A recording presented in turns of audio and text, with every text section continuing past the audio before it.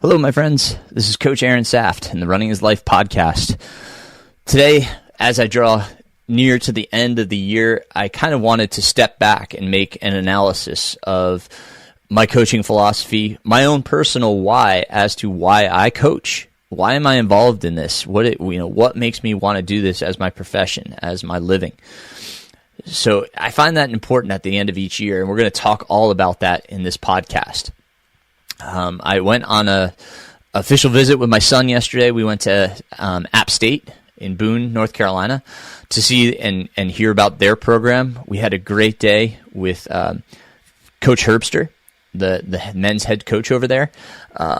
It was a wonderful experience, but it also made me kind of take a moment and reflect. Why am I doing this as a private coach? Why am I not a collegiate coach? I love coaching at the high school level. I especially love being a part of my kids' lives, and that's really the answer as to why I am coaching at the high school level. As my daughter comes up next year and my son finishes out his high school career this year, I do it for them and for the other kids that I've known for years, and that's the true reason. Is I love being a part of their journey and sharing my passion for running with them, sharing my knowledge for running with them. It also affords me the opportunity to coach so many others, from middle school on up to adult. I just really enjoy this profession. I enjoy what I do. And we're going to talk about all that here in the podcast. So I've recorded this on video and put it out on YouTube. I'm going to put my notes here in the show notes for the podcast, so that you can look at that as well, kind of read through this. And if it resonates with you, don't hesitate to reach out about coaching. I really appreciate you guys for listening, and I'll catch up with you after I go through this exercise, if you will. Because that's what it was for me. It was an exercise in evaluating where I'm at, what I'm doing. Am I still in line with my philosophy? Are my values still intact with that philosophy? So I thank you again, friends, and I'll talk to you at the end of this exercise. Hello, my friends. I wanted to put a face to this one, as I feel it's important to kind of share who I am and what I represent as a coach. And I'm going to go through this. I wrote down a lot of my thoughts, and gave me time to reflect upon where I'm at here at the end of 2024 and how to move forward in 2025. And I always like to kind of reflect on my philosophy at the end of the year for coaching and make sure it's still in line, as I'll kind of talk about here. So going to start with my philosophy as a coach, which I have on my website, and I'm going to include this video on my website so people get a better idea of who I am and what I do as a coach. So my philosophy, as I believe that running is a journey that should be shared and enjoyed along each step of the way. By coaching, I create a partnership with each individual athlete in which we get to know the individual's needs and ways in which we can find the most success in helping the athlete achieve his or her goals through training. We cannot be successful without building trust in one another, and that begins with our daily honest communications as to how the athlete is performing in running and how daily life may be affecting their run for the day, week, or beyond. I believe in a comprehensive approach to training in which we have to consider the athlete's history with training, successes and failures, strengths and weaknesses in training, and how we can capitalize on the strengths and strengthen the weaknesses and keep a long-term view for the athlete's longevity and health in the sport. My goal for each athlete is to keep them healthy and enjoying the sport en route to helping them build stamina and endurance while getting faster and stronger. I still believe that holds true to where I'm at as a coach, what I do. Again, that's on my website. If you want to read through that in this, in the description here, I'm going to put this whole thing. I'm going to share this document both in the description on YouTube, If you want to click over to there, and I'm going to release this as a podcast as well to put that out. I think this is a piece of my journey, right, as a coach, to continue to grow and evolve, become a better coach is my hope, right, in doing all of this. So it's helping hold me accountable, especially to my athletes, because that's what I do it for, is these athletes. And that's what I get into next, is why coach? Why do I want to coach? Why do I want to be a coach? And here are my thoughts. Running has provided me so much. I've learned so much over the past 34 years. It's my turn to give back and share that knowledge. While running can be a selfish endeavor, I want to be a selfless, um, I want to be selfless and a part of other runners' journeys. I always hear that you should do what you love, and I love both running and coaching. It fulfills me and makes me feel alive. While with running comes success and failure, I will revel in the athlete's success, but I will also wallow in their failures. And that's a tough piece right there. If I go off script here and talk about that for a moment, is we want to celebrate the successes. And I think it's hard to find celebration in the failures, but it's in the effort of trying that we grow and we learn from the failures, so that the next time perhaps we don't succumb to the same mistakes that happened there, so that we find the success rather than another failure. And that comes with coaching. We have to recognize the successes and the failures. We have to process those. And while my athletes are upset, I'm upset, not only for them, but with them. It does not make me feel good when I perhaps could have done something better. And that's kind of what I get into here. However, it is in those failures that I take the opportunity to assess and learn what I could have done better to help the athletes succeed in the future. Learning never stops. As our sport continues to change, I have chosen to continue to evolve as a coach, to learn how technology, physiology, and training methods are changing and enhancing our sport.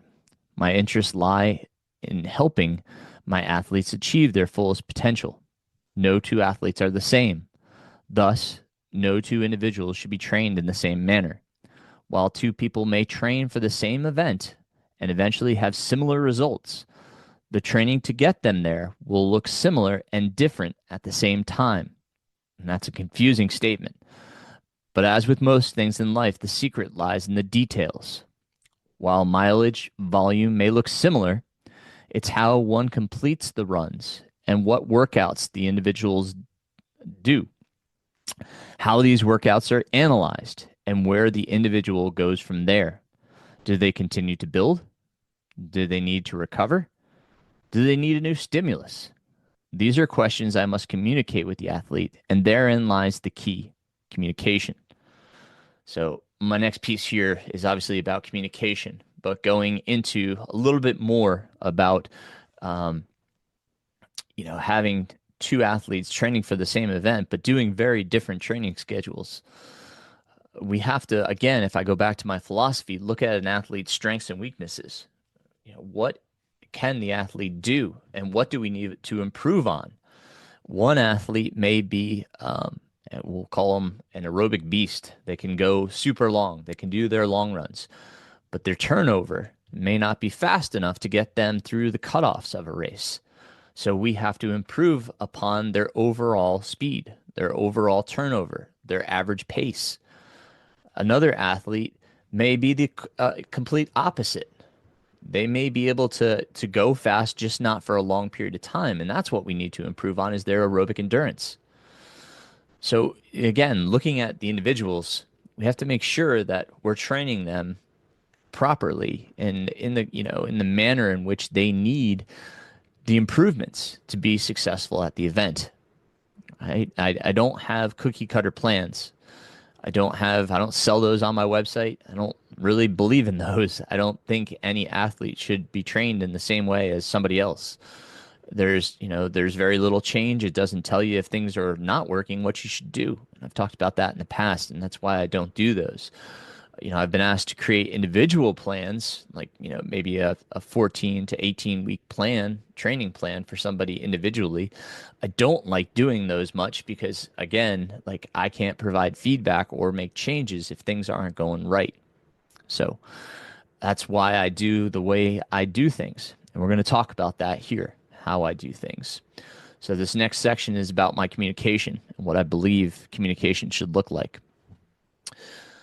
My parents taught me from an early age that honesty is the best policy, and some have mistaken this for me being direct.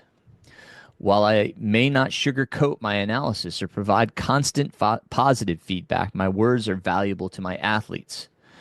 I have to recognize that, right? Like, if I'm just constantly providing positive feedback and saying, great job, I'm not necessarily giving the athletes what they need in order to improve, right? I have to let them know if things are not going right. And, sure, there's a way of expressing that. And sometimes, I may not say, like, well, this went right, but, we need to work on this. And that's just in presentation, something that I continue to work on myself. So, with that said, I have to be honest in what I see in order for the runner to reach their goals. If my feedback seems direct, it's because I mean to make a point and give the athlete an important takeaway to learn and develop their skills and understanding of training. While my communication is important, it's a two-way street, one in which the individual's feedback and comments are vital for the successful outcome in the goal. I need the runner to be completely honest in their comments, to tell me exactly how they feel and any reasons why they believe they had that outcome. I need the bigger picture. What is going on outside of the activity? How are their stress levels? How are they sleeping, eating, and hydrating? The more details they can provide, the easier it is to coach. I believe communication should be consistent and often. I check in on my athletes on a daily basis and make sure no changes are needed and provide feedback on their runs, which brings me to the topic of analysis. Okay? So in communication, like, that's the biggest thing I can harp on, is being able to provide that open, honest communication. And some are better than others. Some are very good at it. They write a lengthy comment post-run or pre-run, and it provides me with so much insight, right? And then I can track it over time. What am I seeing? Am I seeing a trend? Am I seeing a downward trend? If so, what's causing that downward trend, right? If I feel like we've already cut back on volume, there's something else going on, right? And that's where we have to start to dig in, because it's not always the training that's overstimulating. There could be something wrong within the system and within the body itself that we need medical attention, right? So that's something we have to be curious about, is like, okay, well, we've, adjusted training to make sure that we're not overdoing it. And, by all means, it doesn't seem by metric standards that we're overdoing it, but there's something else, something underlying, right? So that's all provided in my communication, in looking at all aspects of life, right? Not only the metrics that are provided in the platform that I use, which we'll talk about later, but in their comments and using that as a whole. It's holistic, right? Using everything we have at our disposal to determine what's going on with the athlete. And that leads us into the analysis. Okay, so if I look at analysis, there's a lot here. Okay, so while technology continues to change our world, our ability to use it to better help the people who we work with has gotten exponentially better. When I first started coaching 24 years ago, it was very different to track an athlete's performance and metrics from their activity. Assessing a run was very subjective and based mostly, if not entirely, on the athlete's comments. As mentioned, communication is vital to a coach-athlete relationship, so that feedback continues to be a huge part of analysis. What has come into play is the ability to view an athlete's metric or metrics for each activity and receive other feedback from the platform of the coach's choice. For example, I use an online tool called Training Peaks. Training Peaks has its own tools to help analyze a run and allows me to provide deeper feedback that will permit the athlete to train more in line with the programming. There are so many tools that coaches can use, and I believe not using them and providing honest analysis and feedback to the athlete is doing the individual a disservice. As when used properly, the analysis and feedback on both ends, both from the coach and from the athlete, will help with better programming and scheduling. There is a lot of technology out there. Some of it's good, some of it's good, and some of it's bad. Some of it's irrelevant. We've talked about that on the podcast, and not allowing some of these, frivolous comments that come from our devices to overrule common sense. and being able to interpret data, the actual real data that is really important to help change and better our training. So, while technology is great and helps us, improve things, it can also be a drawback. And recognizing what is good for us and what is detrimental towards us. That's tough. And that's something that I talk about often with my athletes. I just had one of my athletes send me an Instagram reel that said, don't let some of these crazy technological comments and metrics throw you off. Don't put too much weight into them. And I think, if you're interested, there's some really good information out there, and that's tough too, to know where to to gain good insight and information. And I believe that Training Peaks does a great job of putting out articles. You can go to some great sources and resources to find articles on so many different topics to learn about what is good for us and what may be holding us back. Okay, so don't be afraid to use those resources. I talk about that in growth, and we'll talk about growth in a little bit. The next piece is about programming and scheduling, though. Not to be understated, programming and scheduling are two pieces of coaching that are obviously a major portion of what we do as coaches. I left it till now to show that coaching is not solely about writing a schedule and leaving an individual to their own devices. I won't say that's not coaching. I don't feel that's fair. That's what some coaches offer, and they're upfront and honest about what they're offering. Me, myself, that's not my style. What I will say is that I would not feel fulfilled as a coach if that's all I did. If all I did was write schedules, that I would not feel like I'm doing justice to the athlete. Again, that's my personal values, my personal opinion. I'm not judging any other coach that does it differently, especially if that's what they say they're offering. I want to harp on that. Okay. So I'm not trying to judge anyone. I'm just saying, as me, as a coach, I expect more of myself, and I express that to my athletes. So forgive me if it's cliche, but creating a schedule should be an art. I believe that when we as coaches create these schedules for these athletes, and we're going to talk about setting intention and purpose, but that's like a stroke of the brush to me, right? We're changing maybe the style of brush in different phases of training, but we're painting this picture. And that's, when we finish the picture, that's when the runner gets to race, right? We've had this journey of creating this picture.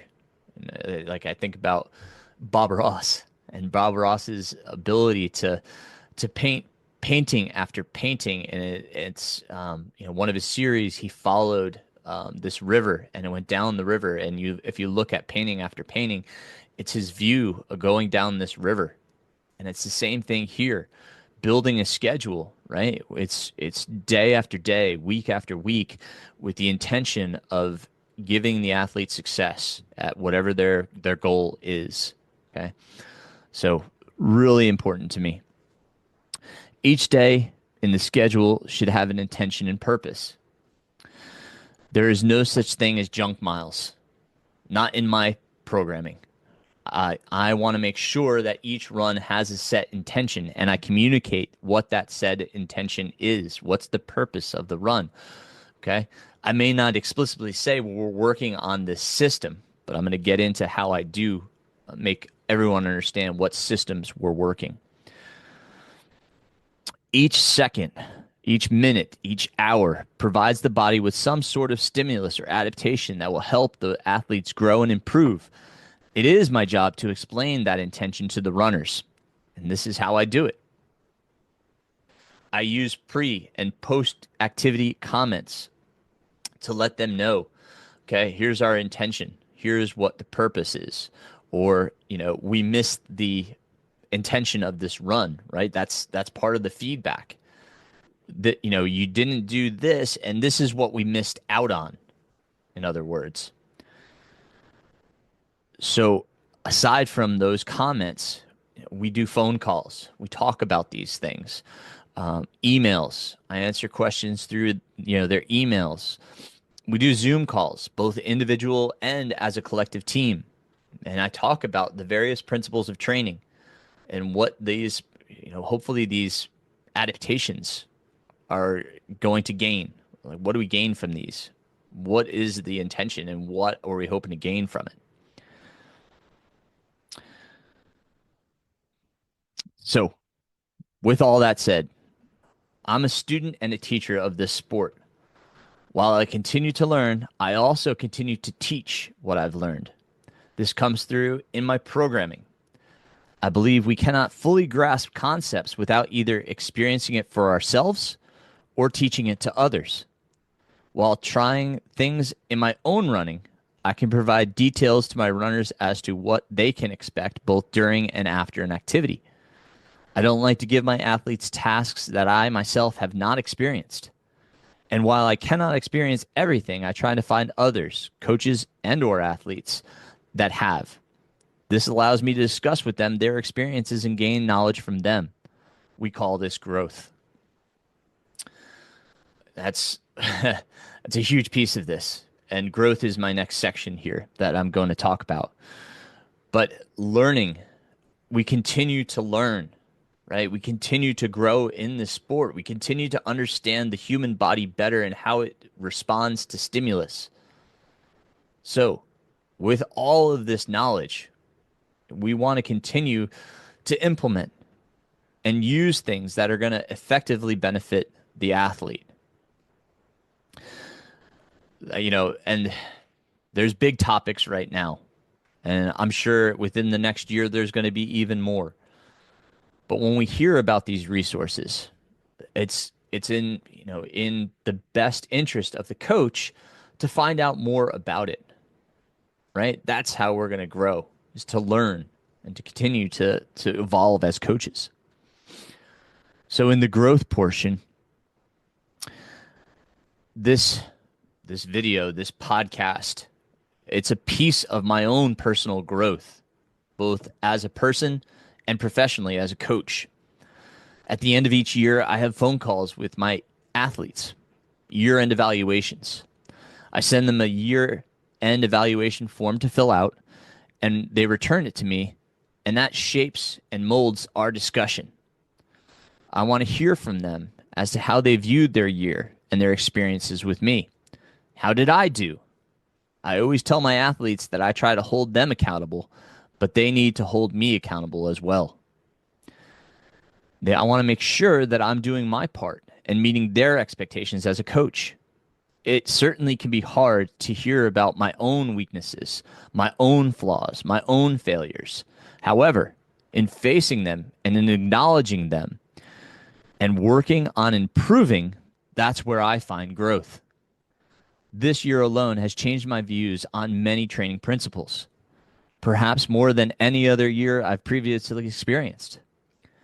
I can continue to read articles, listen to podcasts, attend seminars, read books, and gain continuing education certifications.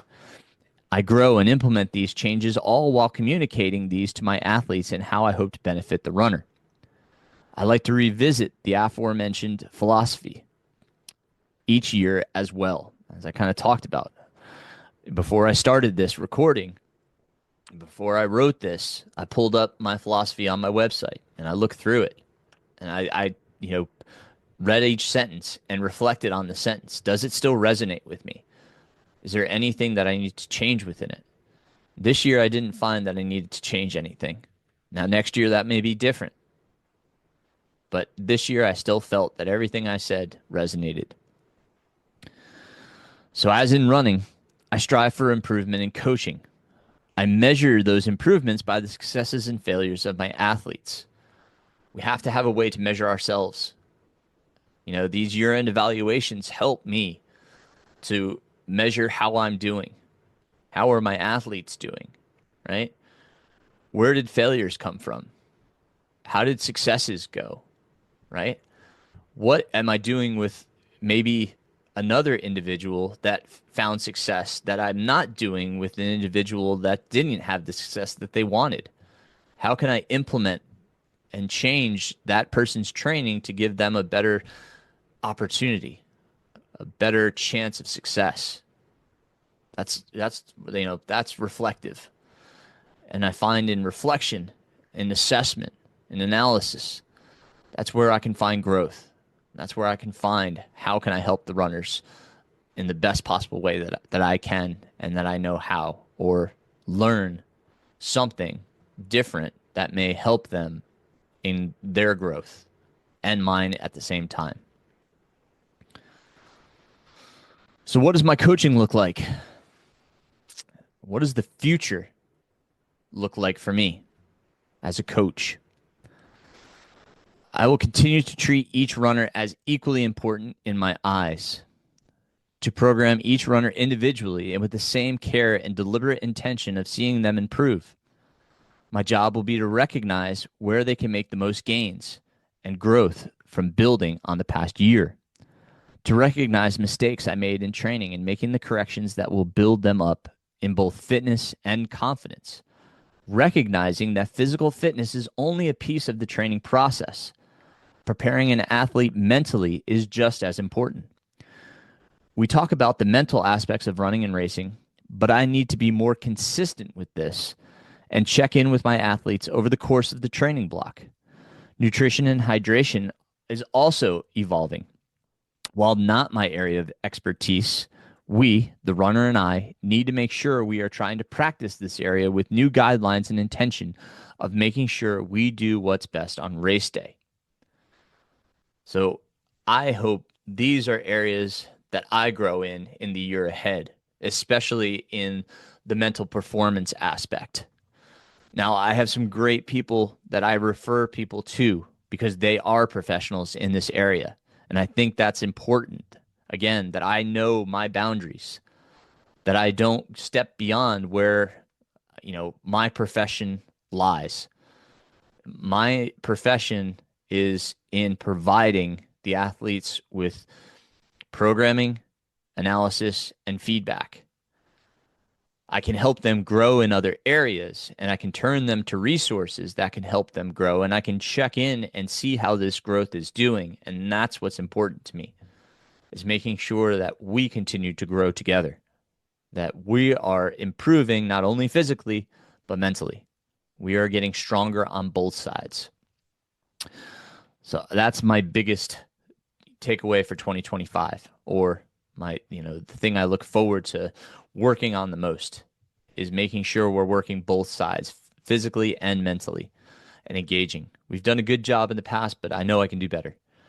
So that's where I'm at for 2025.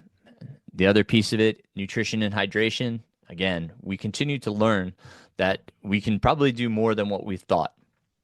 And there's different ways of doing it. Does every athlete have to go to the maximum amount? No.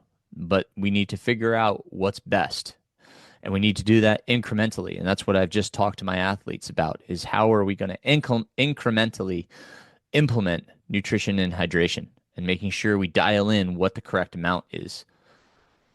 So we're trying to take a look at the whole and make sure that we're training every aspect of it that we can. And we talked about, heat's also a piece of that. And that's tough when we go here into the winter months. We don't have that piece, that high temperature to see how is the gut going to respond. So we have to figure out ways that we can train and figure out how we can implement nutritional strategies and hydration strategies when the temperatures do get warmer again. And how do we deal with altitude if the race has high altitude, right? How do we continue to consume calories and carbohydrate? So things that we have to discuss and work around and learn together.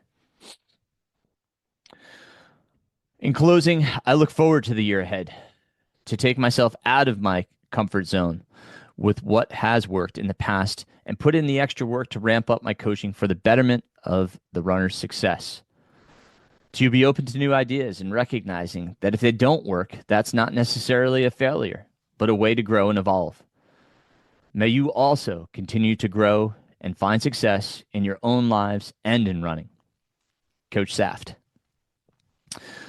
I thank you guys for watching this, for being a part of this. If you are interested in coaching and want to hear more or talk to me, feel free to reach out in whatever way is easiest. You can reach out through my website, reach out through my YouTube channel, reach out through the podcast. There's multiple ways in the show notes to do so. I look forward to talking with you and seeing if we're the right fit for one another, and hopefully growing together and sharing in your journey. Thank you, my friends. Right on. Well, like I said, it was very reflective. I enjoyed that exercise. It really helped me kind of see where I'm at, what I've done this year, and where I'm going next year. And I've had these conversations with my athletes about the year-end evaluations and hearing from them. It's always great having the feedback, both positive and negative. As hard as it is, as I mentioned, to kind of listen and hear things that they didn't like, that's hard. That's hard to swallow. But most professions have some sort of evaluation, and with nobody, that's above me, I need somebody to hold me accountable as well, to make sure I'm doing my job and doing the best I can. And it's great talking with other coaches too, to kind of hear, what they're doing and what they're finding success with. And I need to do that more often, honestly. I missed the conference this year out in Colorado. I paid for the recordings and I haven't even had a chance to watch them just because of how busy it's been. But I missed that personal contact with my fellow coaches and hearing from them and what they're doing and how successful practices they have and what they use. So I think in 2025, so far as the podcast goes, I hope to reach out to more coaches and hear from them, just as we did from Ryan Anderson, and hear what they're doing. I'm going to talk on a podcast here pretty soon about my coaching and how it's evolved to what it is today. And I hope to have her on because she is, her podcast and business is about helping coaches become better and more successful. So, stay tuned for that. It will be coming here soon. We'll be recording here within the next few weeks, so that podcast will be forthcoming. I know I've talked a lot about coaching recently, but I think it's the time of year to have that reflection. And so I hope for you as a runner or a coach, you do the same. Reflect on your year. What I'll do is I'll create another link and I'll put the year-end evaluation form in there. Part of it is, it's with me coaching. So I may just kind of modify it so it's just you thinking about your year as a whole, how it went. And, perhaps it prompts other questions, or conversations with, your team. So, use it as you will. So, with that, I kind of bring my my evaluation podcast to a close. It doesn't mean that it ends there. I think there's still a lot to reflect on. This made me think about a lot of different things and how I can implement them better. So I'm going to continue to grow and evolve in that way. I want to say congrats to my daughter, Ambryn. She finished up her cross-country season at the Foot Locker Southeast Regional Meet and PR'd. She did fantastic. She PR'd by 16 seconds. She PR'd by 16 seconds, running 21:05. She placed 29th, so she medaled. I was very happy for her. So she's continuing to learn and grow. She keeps telling me I don't tell her how to race, and I guess I need to do a better job there. She's open and honest, just as I am, and direct. So I know what I need to do. So congrats to her. Keegan just started back to running after his own break after cross country. So he's getting back into to training, just, nice and easy. We're just doing some real easy time on feet. He's learning to run by heart rate, and we've set him up on Training Peaks so I can kind of see his training and provide better feedback to him as well. So, it's as always continuing to grow and evolve. I'm excited for the winter track season. I can't wait to have all the kids back from their various breaks and and what have you. So it's coming, and I hope you're doing great. I hope everybody had a great Thanksgiving, and I look forward to chatting next time on the podcast, my friends. So until then, keep moving forward. Running is life.